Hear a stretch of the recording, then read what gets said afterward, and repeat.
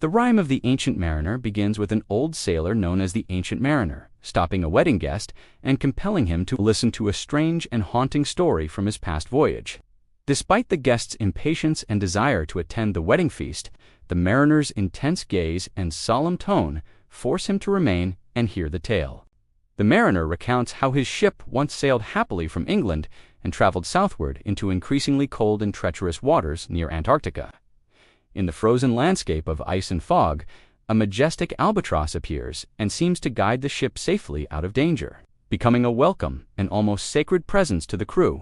For reasons the mariner himself cannot fully explain, he suddenly and senselessly kills the albatross with his crossbow. At first, the sailors condemn the act as a terrible offense against nature. But when the fog clears and the weather improves, they begin to justify the killing. Their approval quickly proves misguided, as the ship becomes trapped in a windless sea under a blazing sun, surrounded by rotting waters and eerie stillness. As thirst and despair overwhelm the crew, the sailors hang the dead albatross around the mariner's neck as a symbol of guilt and punishment. A ghostly ship appears on the horizon carrying two supernatural figures, Death and the nightmarish life in Death, who gamble for the fate of the crew. Death wins the lives of the sailors, while Life in Death claims the mariner's soul, condemning him to a living spiritual torment. One by one, the sailors die and fall to the deck, leaving the mariner alone among the corpses and forced to endure their silent, accusing stares. In isolation and misery, the mariner eventually experiences a moment of spiritual awakening when he spontaneously blesses the beautiful sea creatures swimming beside the ship.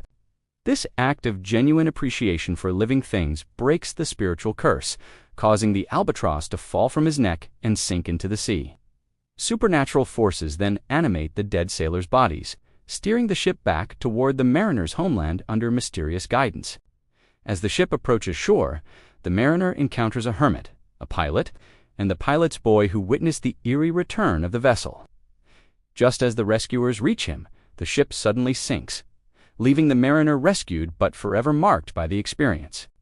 As penance, the mariner is compelled to wander the earth, telling his story whenever an inner agony demands that he teach others its moral lesson. The poem ends with the wedding guest departing deeply changed, having learned that true wisdom lies in reverence for all living creatures and the spiritual unity of the natural world. Please like, comment, share, and subscribe for more videos.